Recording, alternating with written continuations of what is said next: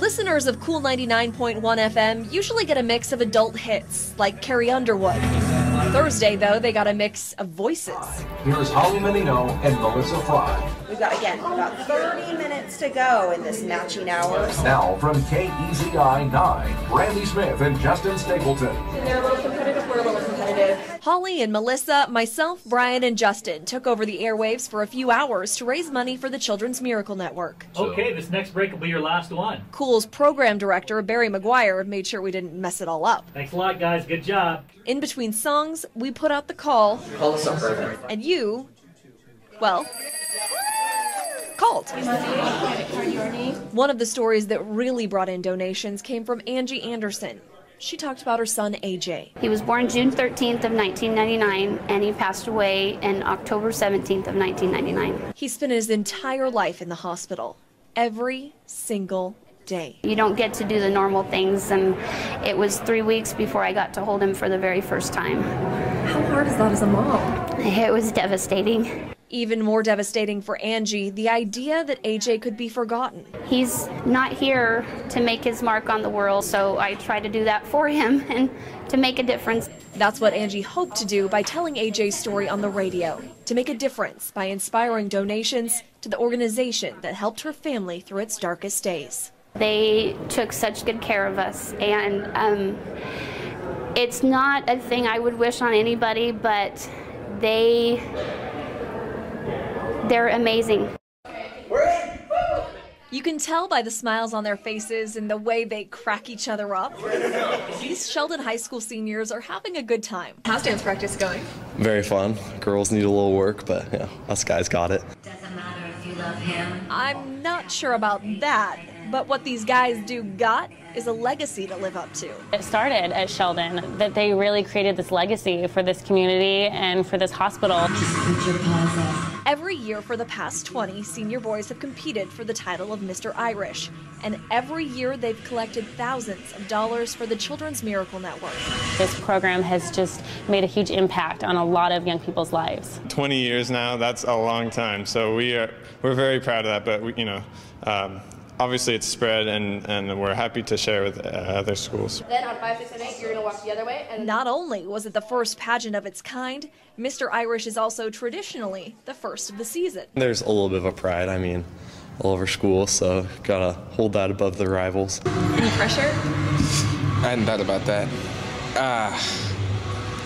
No, I think we're gonna go out and do what we do best and just entertain. In the meantime, they might win themselves a crown and the title of Mr. Irish. It's kind of a competition, but not really. We try to not make it that competitive. You know, we just try to work together, make it more of a team effort. I feel like we're ready. We've been going for 4 or 5 months now, practicing, dancing, work on our talents and videos, and I just feel like we're ready. It's a great program to raise money for, you know, babies and families that don't have enough money to pay for the bills. I think it's a great cause.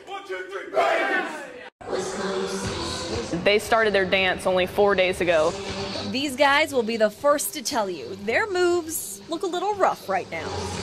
The dance stuff when we first started out, it was hard, but we had a lot of fun with it. We're learning a lot of dance routines, and we're already getting into our talent, even though we have 2 months to go. 2 months out, plenty of time to practice. But the Mr. RHS pageant is about more than perfecting a 2-minute dance.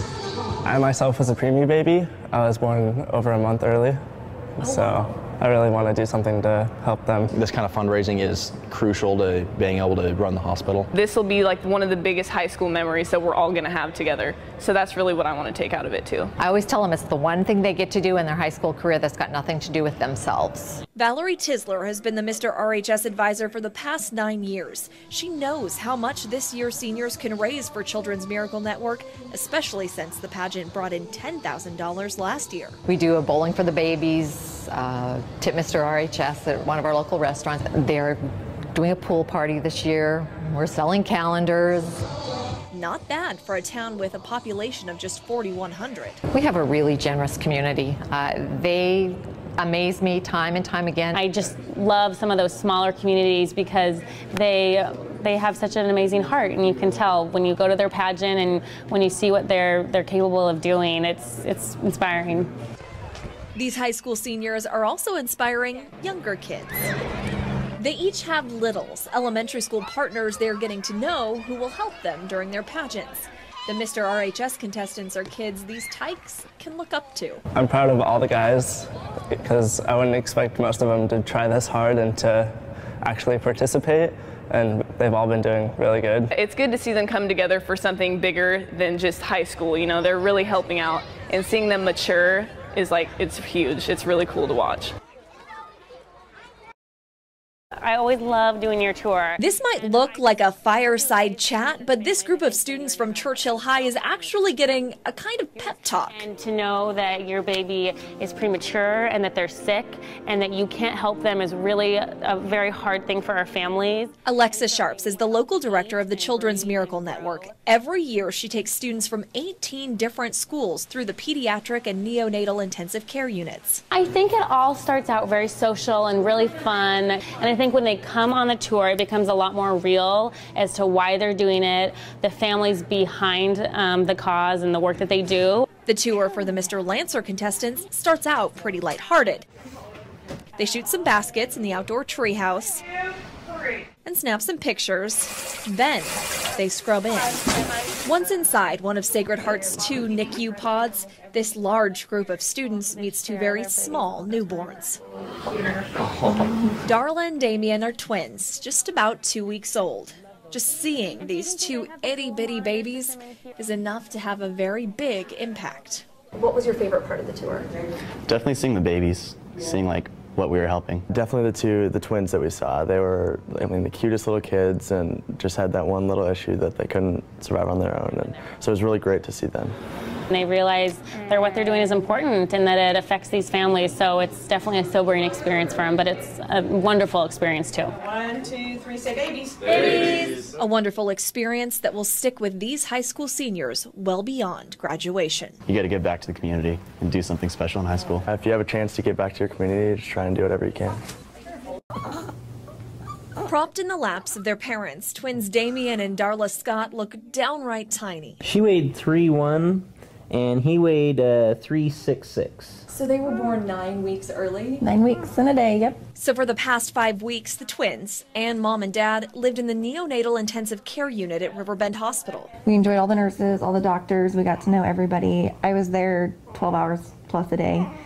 Steve would come in and half an hour before work and then come back after work. I first met Darla and Damien when they were just 3 weeks old, so tiny and still attached to all kinds of monitoring equipment. It was hard emotionally, but we knew that they were in the best hands. A week later, I was there when contestants from Mr. Lancer visited, one of the many tours that made a stop at the Scott Room. Oh, we had at least 15, I'm sure. In all, 18 Western Oregon high schools, all part of the Kids Helping Kids program, came through the NICU this spring. They compete, kind of like a beauty pageant, but it's a little more comical because it's the boys. The pageants usually include a dance, a skit, and the eventual crowning of the winning Mr.